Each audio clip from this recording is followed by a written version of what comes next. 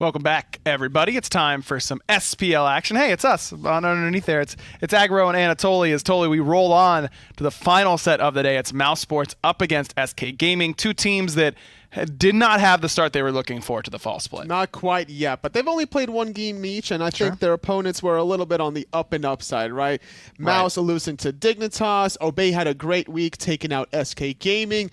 And this should be an interesting one between these two teams. Normally when teams are so evenly matched between numbers 1 versus 2, or in this case 5 versus 6, could be some fireworks. Certainly could be. Let's take a look at those standings so you can see where everyone's sitting up until this point. Team Dignitas sitting up on top 3-0, and as you mentioned, SK and Mouse only a game apiece, so they could leapfrog Rival and Energy here, technically, though certainly some games in hand for them to catch up overall. But these two teams, I think when you watch Rival and Energy start 1 and 2, it should open your eyes and say, this is an opportunity for us to really put ourselves in a good position, seeding-wise, leading into HRX. Whichever team wins this is going to go 1-1. The other team's going to be without a single win currently, so very important right now for both of these teams to find some sort of edge over the other. And currently, historically, between spring and summer, it was Mouse that found the edge, winning all 4 sets between the two splits. Still undefeated up against SK thus far, and Mouse continues to look better and better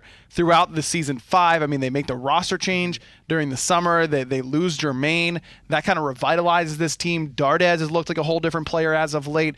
BigManTingz has really found his own in the mid lane. But that towards the end of the summer split, we were all talking about how good Mouse looked. The beginning here against Dignitas, I know Dig looks really good, but it still felt a little bit flat for these Mouse guys. So how do you think they'll bounce back today against SK? They're going to need to just throw a lot of curveballs, I think, at their opposition, whether it's going to be SK Gaming, Dignitas, or otherwise. If they want their chance in the sun at the LAN, they're going to need to really use that identity behind Dardez leading the front, and on the flip side, the frontliners, Nika is going to have to bring in the work as well. Nika definitely is coming to his own as a solo laner. I don't think I was alone in thinking that at the very beginning of Season 5 that maybe this wouldn't be the best spot. Nika might not be up to snuff in that solo lane, but he has certainly proven that he has earned his right onto this roster and has looked better and better as the season's gone on. I think so too. I think the Guardian selection for him in the Cerberus is pretty strong. He's fairly accurate with those paralyzing spits, but he needs to make sure that is not his only main character, that he's able to still remain flexible. Right, and on the other side for SK, they as a team have struggled overall, and they've all had games individually where it's felt like, okay, maybe Funballer carried this game, maybe he's back now, maybe Lawbster can make another game happen where he wins you this game. And everyone has had that one game. Ducky's had phenomenal games, Faeles, but it's never together, and it never seems to last for very long. Consistency, a big issue for this team. And they need to find that edge, whatever it's going to take, whether it's the chemistry, doing something together outside of their scrims as well. That goes a long way in terms of just building that chemistry inside even some of these SPL games. Something that can bring you just that little bit of an edge, make sure you know where your team is at all times, just the mindset that they bring. You aren't legally allowed to talk about the out-of-game bonding that you and the Dignitas boys did, are you? That's under contract. I have no idea what you're talking about. That's okay. That's what I thought. Just figured I'd ask. The only thing we did was inside Smite. There was nothing else. Nothing else. Yeah. Just Smite. No extracurricular activities. No. Okay. That's good, because I was a little worried Scout's there honor for a second. Yeah. Of course. Yeah. Trust totally, everybody. Would this face lie to you? I don't think so. Never in a million years. SK and Mouse, both teams looking for their first victory so far in the fall split, and so much of this fall split has been dictated about the Guardian solos, a lot of Sobek, a lot of Cerberus over there, a lot of Baron as well, though, and magical solos in general. Is that where you're really looking for? Is this Nika versus Ducky matchup, or are you looking elsewhere? I'm looking a lot in the mid matchup. BigManTingz versus Lawbster could be a good, interesting one, depending on how the junglers, if they're going to be aggressive or more farm-centric. I think that it's either going to be the mid lane matchup or the solo, as you put. We'll see which way these teams want to prioritize, as Naja taken off the board right away. Cherryo, a big Naja main, has been forever and likely always will be until he finally switches roles like he always says he wants to. We'll have to wait and see if he plays Naja mid in Season 13, but that kind of remains to be seen. As Mouse going to take a jungler off the board as well. Fails the focus early, and Rat not particularly prioritized right now. If I'm thinking about banning away Faeles, I'm thinking Batz or Susanoo. Right. Not necessarily the Ratatasker, but still not a bad idea if you're really worried about that global pressure. You're not really worried about Thor. You're more worried about the little rat. Those two gods that you just mentioned, Susanoo and Batz, neither of those are particularly fast starters. And I think that's the difference between what they bring and what Ratatasker brings in that jungle, is that ability to get off to a big lead and a big start. And a big start to SK doing pretty well in this draft is taking Baron Samedi first overall. This is almost certainly going to a side lane. We haven't seen it yet in mid and competitive play, and I'm not sure the Lawbster is going to be the first to do it. But immediately Mouse takes the Sobek right away, which seems to be a big prioritization, though we did see variety up against Deathwalker, Baron versus Sobek earlier on today, and Deathwalker on the Sobek struggled heavily. It's just the spam abilities behind the Baron. Once you get a little bit of cooldown reduction, you're able to just really start running the rest of the lane. And I'm really surprised that this was a Sobek Raijin lane or a double pick from Mouse instead of a Sobek Athena. That would have been a lot of control here potentially, as it's still up in the table, but surprisingly, knowing SK Gaming, they go for this double mage here between Agni and Nox, maybe trying to take something away from Dardez. Triple mage, and I think you're right. I think that is trying to take that Nox away from Dardez. And luckily for them, all three of these mages can build Spear of the Magus very effectively. But I kind of like what Mouse is doing, immediately going tanky with their roster, because now you see three mages and you go, okay, now we just get to stack magical defense and we're nullifying the majority of the enemy team's damage, even in the support role with where Nox is most certainly going to go. So I think there's a really good direction for Mouse to go, which is dealing with that mage with some extra tankiness in the form of the Odin. This is very suspicious draft for SK Gaming already, and this Odin pick is just perfect in terms of locking them down. I'd be shocked if they don't add a Kabrakan to this mix, honestly. Just more walls on top. Could be very strong against this draft. Surprised that Mouse ban away the Geb themselves. I mean, SK has already gotten their support almost certainly in the Nox, right? And Geb is the Nox counter. The best one that you can do is shield stops all the damage from going onto one of your teammates. If you're going Sylvanus, sure, matches some sustain, but much more pickable against a sort of CC heavy composition like SK have.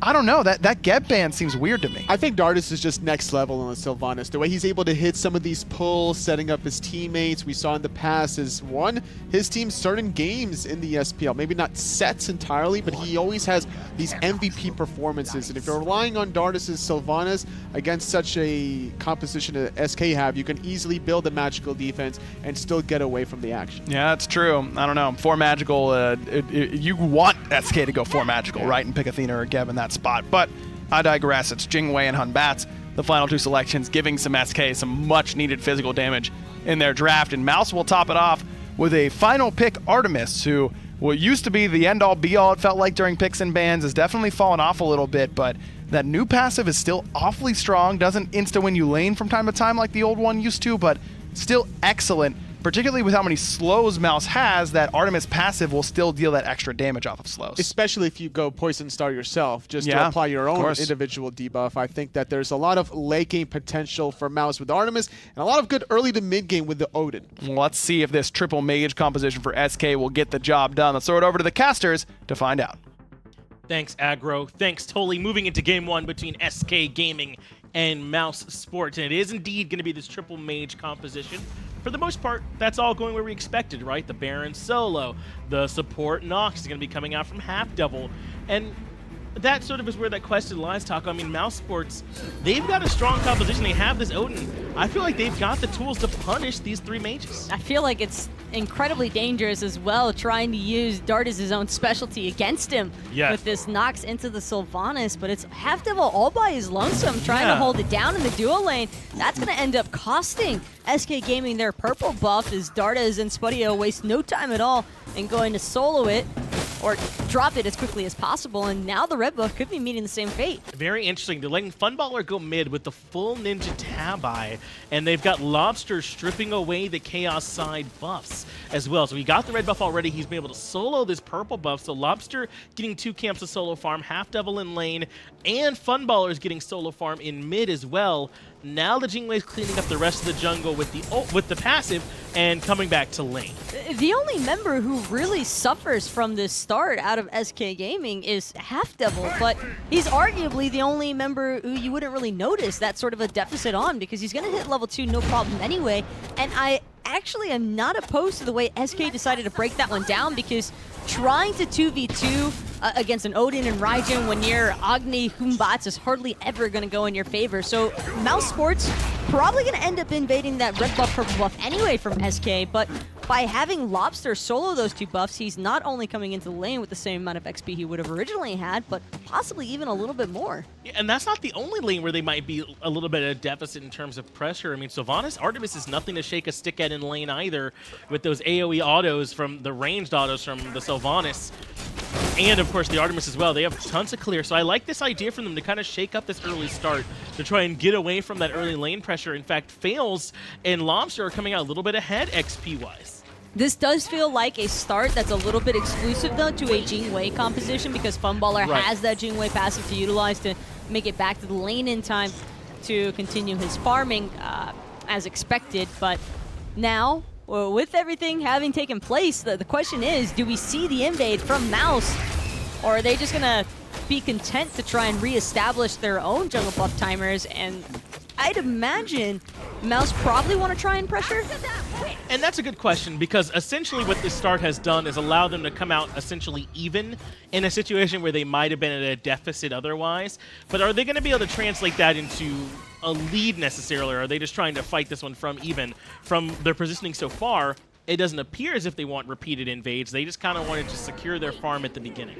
Well, one thing's for sure, HalfDevil has been fairly on point with a lot of these Nox combinations, from the silence into the roots. Speaking of roots, Dardez pulling HalfDevil right away immediately, and look at the body blocks, they're beautiful. He does have the shell that allows him to dash into the Jing where he can no longer be damaged, at least for the moment. So HalfDevil will survive, but that's a relic usage down and pressure firmly secured by Mouse, and they can look once again for the invade of the purple, and this time BigManTingz and Cherryo are able to secure their own buffs on the backside. And now you might start seeing a little bit more of a pull away here between Spudio and Funballer, because even with that Jing passive, still got to be plenty careful. Dardez off the mark with that pull in off the Sylvanus, but certainly making Funballer sweat there. Yeah, that might have just barely grazed Jingwei's back there as Funballer barely makes out of it, but it felt like nearly able to force those beads out from him, if not find a kill on the back end. But I'm right there with you. It feels like now Spudio and Dardez have a chance to start pulling out in front, particularly against HalfDevil, who at the beginning of the game suffered a little bit in farm. Dardez has been able to stay in lane, and HalfDevil's now been forced back. We might see a lead start to materialize there as the pull comes through. That's the dash as well coming out from HalfDevil. He immediately goes for the root and then allows him to reposition, but I thought he was in trouble. I think HalfDevil thought he was in trouble from the direction that dash ended up going. Not the right way. Usually forward outside of the tower line into the enemy team is one that typically ends in disaster, but this time around, Dardez, Spudio still being only level 4, didn't really have the means to appropriately punish that Nox play. But this is that exact window we were talking about, where now the dual lane for Mouse is level 5 Taco. They want to go ahead and start dropping those ultimates. The next time they show their faces, they have the opportunity. And remember, Shell's still down for another 50 seconds or so they won't even have that relic to help. They won't have that relic to help, and they also might not even have their teammates to worry about helping out SK, as Mouse have felt fairly dominant all across the board in each of their respective laning phases, but we are only 5 minutes deep into this one. There's still plenty of time left to go before these laning phases even start to dissipate, so I would imagine that Mouse are just gearing up to try and focus out a lot of their pressure on mid and duo, just snag up all the available farm. Ult for ult traded over in solo lane. You'll see that trade happen quite often. Lawbster still defending this mid wave by himself. But I'm fortunate, I guess, in the start here from these hunters. We saw Funballer go right into the Ninja Tabi, has all that extra movement speed to help out. But it does mean he's going to be later on his stacking, as Dardez takes quite a bit of poke, but not going to actually get hit by the Siphon Darkness. I think it might have been a little bit more favorable for Funballer had HalfDevil been on a more aggressive support, but having a Jing even with full boots into the Sylvanus Artemis, that's still not an engagement that's probably going to go very well in your favor, considering that you have HalfDevil as the Nox. It's just not enough damage output so early on into a match. I think around level 7 to 12 is probably where I would expect most of the action to take place in a laning phase like this, but we still have yet to even approach that mark. And I believe it was Cherryo we saw come over and actually nab the purple from SK as well. So they're still trying to keep them down in terms of farm by stripping away that purple buff repeatedly. The Sylvanus Artemis dual lane has done its job, I feel like, at least in terms of early game, stripping away that farm, and they made it back in time to make sure nothing happened to their own purple and meet their wave. I mean, so far, this is going about as well as Mouse could expect, but look at Lawbster, level 8 already on this Agni. He, experience-wise, is doing quite well. He's also been by himself a lot more often than BigManTingz there in the mid lane, splitting a little bit more farm with this jungler Cherryo, and for good reason. Cherryo, Odin is arguably best during this first 15 minutes of any match. Yeah. And it's rather interesting, I feel, that Cherryo even opted for the Talaria boots to begin with, because he's clearly prioritizing his ability to rotate all over the map here. So I'm almost curious as to when Mouse's first gank is actually going to take place, because I do feel as though we are definitely at the point now where Odin could really start to make a bit of an impact here, and we've yet to see Cherryo really want to jump into the fray just yet. It is a bit curious, right? Certainly that gank potential is there, and as you said, you want to get in there early when Odin can just be kind of smacking him with that base damage, but up until now, it's been relatively farm-centric from mousesports, and they've got the tools, but so far they haven't felt the need to use them. They're going to invade that purple buff one more time, and why not?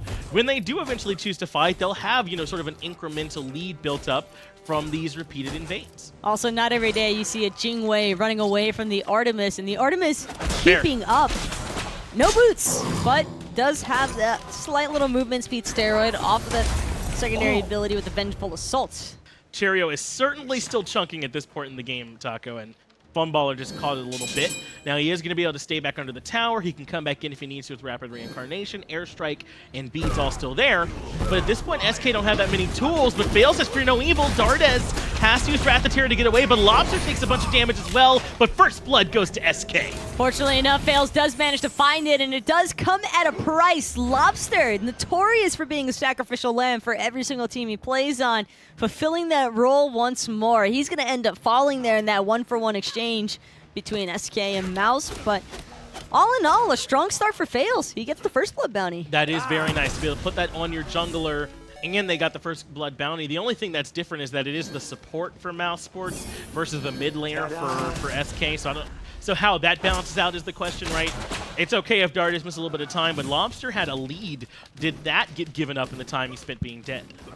So long as Faeles doesn't leech all that much off of Lawbster, I don't think he'll really find himself falling behind, if at all, to BigManTingz there in the mid lane. If anything, BigManTingz might get an opportunity to catch up, but that still might not make up entirely for the difference between the two. There's always plenty of back harpies that Lawbster could be looking to drop by himself. And HalfDevil now interested in giving chase, going to end up rooting Dardez in place. They're just trying to dump as much damage as possible, and Cherryo actually going to be off the mark with that cage. That could have possibly been Lawbster's own demise there. Certainly could have been, but Cherryo can't quite find it. Lawbster committed, I think, all the rain fires there, trying to find that kill on the Dardez, but to no avail. He has a little bit of extra magical protection, it looks like, and that was all that it took.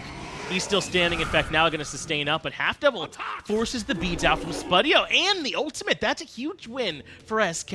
Felt a little bit panicky there from Spudio. Both of those abilities, or at least Faeles, not fully connecting, and yet Artemis not wanting to take any chances. Uses the only two forms of CC cleanse she had available to her, so that's going to be a huge bullseye dropped on top of Spudio's head. Faeles is bound to make his way over to that dual lane sometime soon in the next couple of minutes before those relics are available again. Yeah, he's not going to get a brighter green light than that, right? He's absolutely got to make sure he's capitalizing on it. But instead, he's making Nika his target. Nika has the ultimate available, and Faeles is lurking around, but no real gank attempts here against the level 11 Sobek. Instead, just going to soak up some farm and head back into the middle lane. Smart vision point for Nika. I like that he places his ward really deep there, because if he wants to play aggressive on Ducky, actually hold that thought though, because Cherryo in a whole world of trouble. Could be a possible teleport in there out of Faeles, and in fact he will move forward. That prompts BigManTingz to even dash back underneath his T1 tower, and now all on SK to look for the next point of contention, but there's just no farm anywhere on the map. mousesports has already dropped their entire jungle.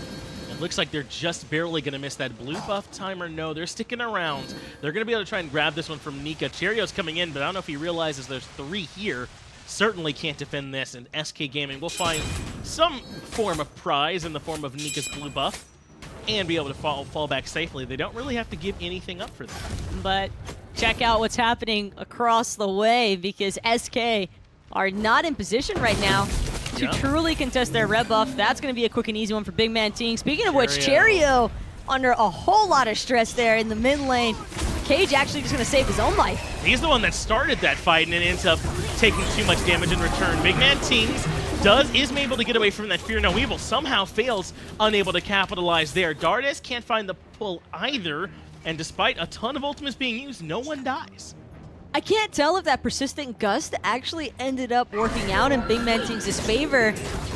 He got kind of pushed forward. It looked a little unfortunate there from Funballer. I'm sure that wasn't his intention, obviously, but Cherryo, he's got more to worry about in his play right now, right in the mix of 3 members from SK.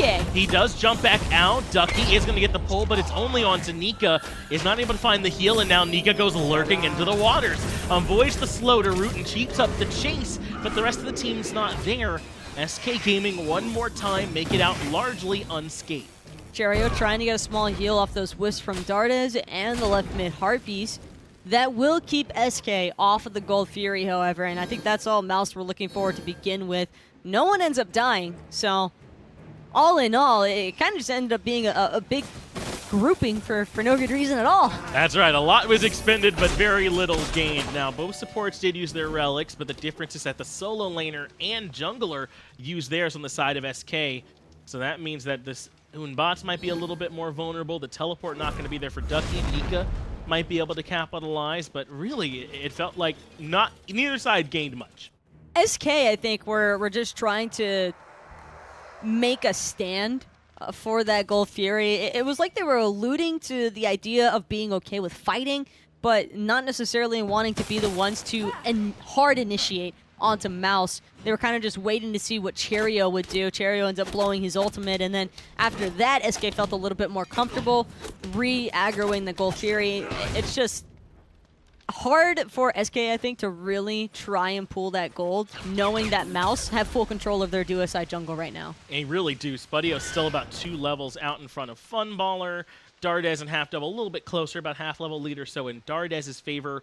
And so that makes it harder, I agree, for SK to sort of make calls on that side of the map. And so far, they really haven't been able to. It's been mostly Mouse. But to be honest, it really hasn't been much of either team. They're playing this one very carefully. They haven't been able to completely execute on any of their opportunities so far. And because of that, things are still relatively even. But Cherryo wants to try and change that. Something that Lawbster probably wishes he had right around now is a Phantom.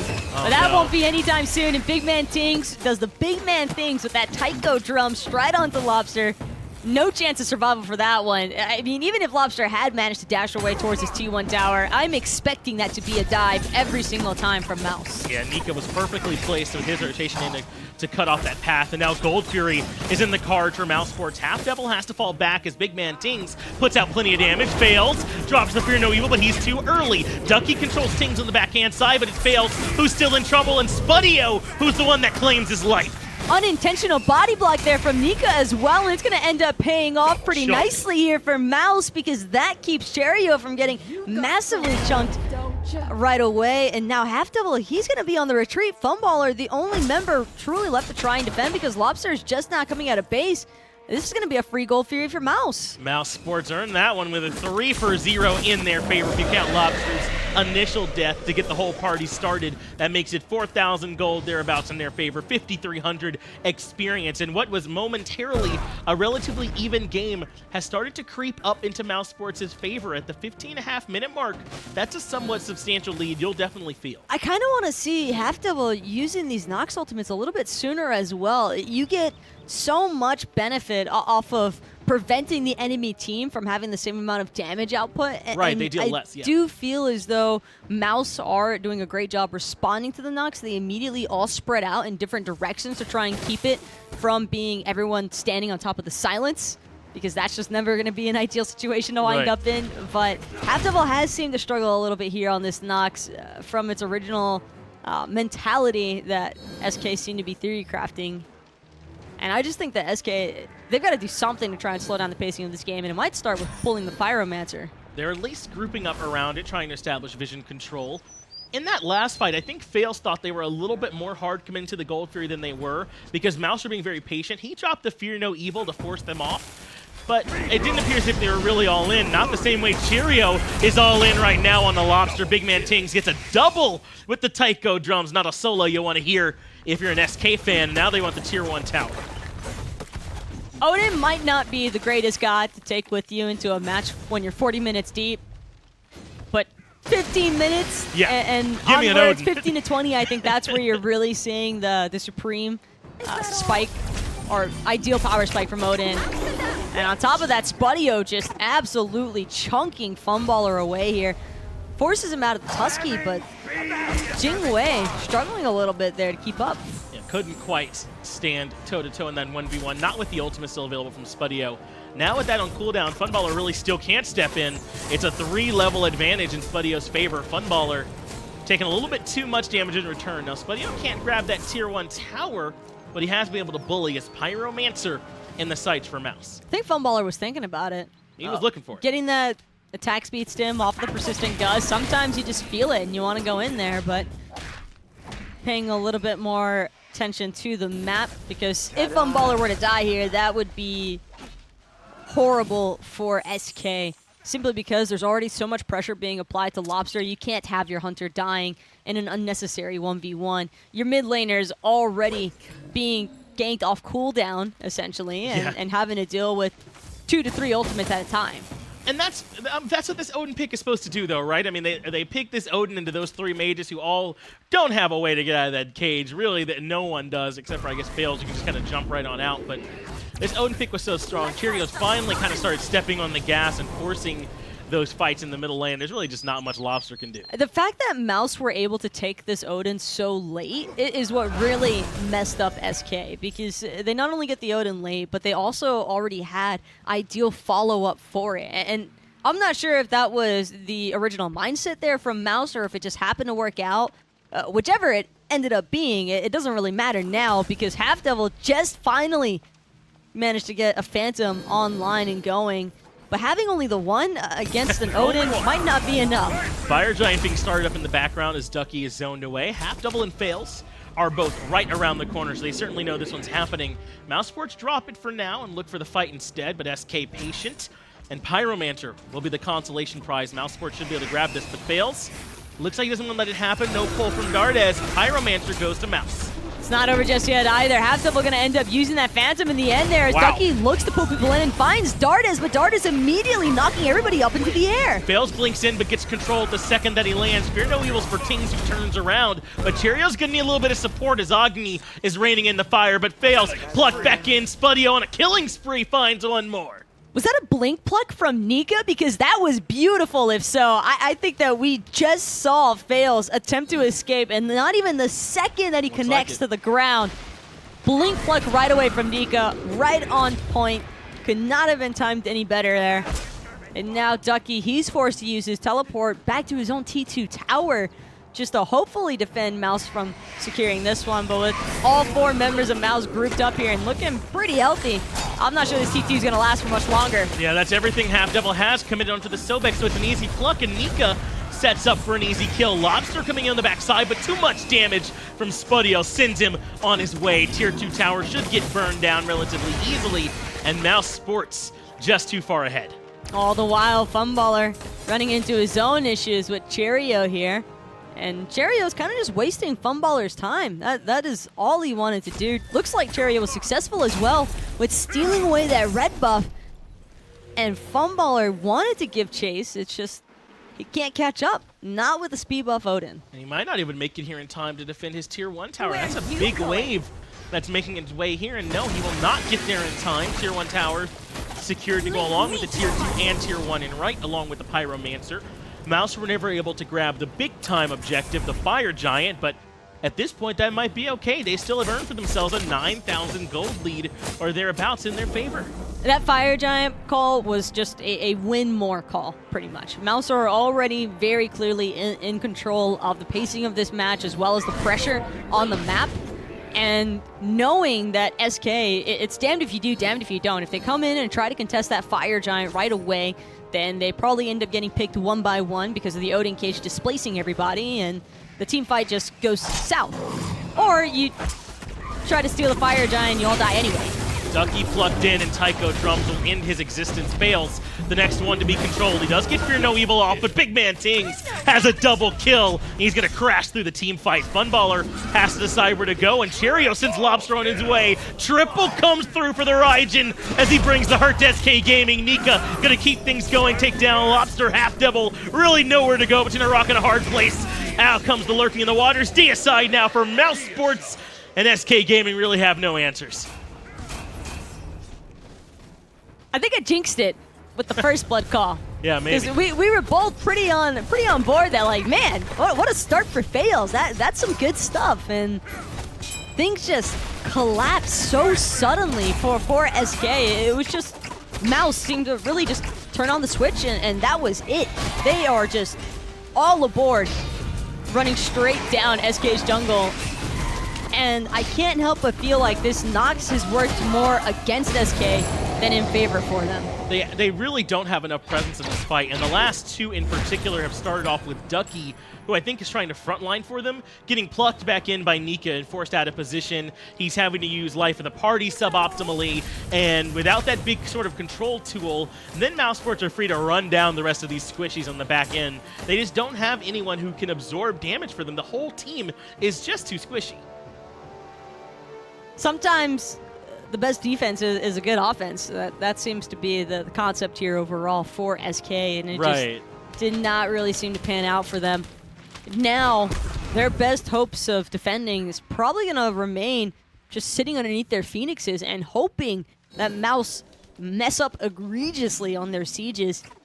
Although it'd still be rather difficult, I feel, because they've got a couple of different life choices to go for as far as initiations are concerned. There's Nika, there's Cherryo, there's Dardez. When you have 3 tanks, essentially, that can choose to take up the mantle for frontlining on your team, I mean, it's got to be an easy life right now for BigManTingz and Spudio. These guys have been made to look like superstars because of how well coordinated mousesports' frontline is. Their cup runneth over as they force down the left side Phoenix.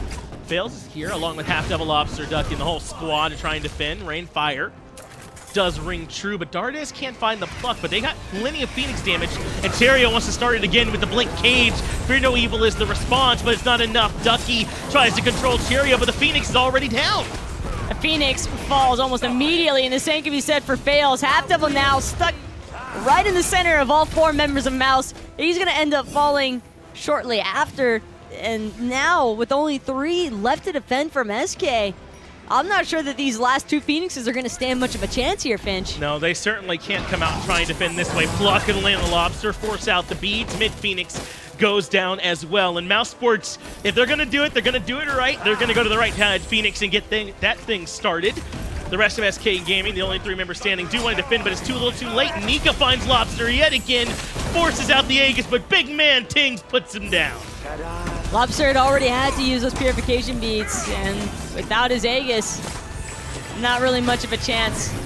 3 members of SK trying to make their stand, but they're from inside the fountain area, trying to defend here. Now everybody from Ducky gonna get pulled in. Only Nika gonna fall currently, but the Titan is just too low. It's just too little too late, and I liked the way that initiation was at least looking.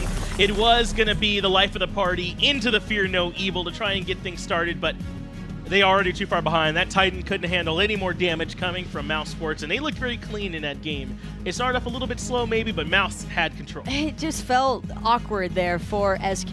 I like the idea, but I don't think that they had enough control for their control mage. Having Ducky meant to be the sole member for setup and initiation, a little bit too stressful, I think, for a Baron. It takes a little bit of time, even, if you want to get those hybrid solo mages online. And we've seen it before, how tanky members like Zhongqi and Variety even looked incredibly tanky on the Baron earlier in the day, but you've got to get to that point first, and that was a problem here for SK. They were never allowed to get online. Who's going to be your MVP from Game 1? I'm going to vote first in the Mixer poll. And Taco, to the point you had earlier about the best good defense being good offense, if you have your control tools going the whole time, like the Fear No Evil, the silences from Nox, the stuns from the Agni, the pulls from Baron, then there's no chance for them to burn you down even though you're squishy, right? Because you're controlling the whole fight. But they never had a fight that started off that way. They were under too much pressure from Cherryo from early on, and they really never had a chance to use those tools. And Cherryo just did a great job isolating Lawbster all throughout the early game. He was constantly harassing Lawbster there in mid. That forces HalfDevil and the others, and Faeles to try, help mitigate some of the damage that was taking place in that mid lane. But by the time they start rotating over, it just adds on to the win more pile from Mouse, because they're already so far ahead. They're like, well, we killed Lawbster already, but I guess we'll kill you guys too. Let's get it back over to the desk, find out their thoughts on game 1 from that game. I'm thinking that looks pretty easy for mousesports there up against SK aggro with Anatoly. And Anatoly, it was BigManTingz doing big damage on the Raijin. It was consistent control out of Dardez and out of Cherryo. SK barely put up a fight. SK kind of looked like an assault composition with that draft, honestly, between the Baron, Nox, and Agni. You know how you always get that healer that's not actually a healer? Exactly. You're like, come on, man. Baron was like included in one They of have them. a Sylvanus. Why did I get a Baron? Yeah, you know what I mean? Exactly, right? Even going Lotus Crown was ducky, but on the flip side, Dardez also running that Lotus Crown. And yeah, like you mentioned, BigManTingz going 8-0-6 out of 16 kills at the very end of it, was just playing lights out. Beautiful play out of BigManTingz in the mid lane. His damage far and above anyone else on mousesports, but it's Cherryo who claims MVP for Mouse. Was that cage so critical in what Mouse was doing? SK Gaming never really purchased the Phantom at level 1, and as a result, he was able to make plays like this, setting up in the mid lane, playing cleanup crew, I believe, after this play, immediately going for the Gold Fury, allowing more momentum for mousesports. Cherryo and the rest of this mousesports composition had so little damage to really worry about. And it was really because Mouse, I think, did a very good job of focusing out Lawbster in these fights. If you look at the rest of SK's draft, it's pretty single target focused. I mean, sure, Baron has a little bit of AoE damage, but he's really more there for the control. Hunbat's Fear No Evil is scary if you group up, but if Lawbster's already dead, what's the damage coming off of it? Yeah. Nox is a one kill, one target sort of god, and if you're just kind of pushing all towards her, it's hard for HalfDevil to kind of do his job in that.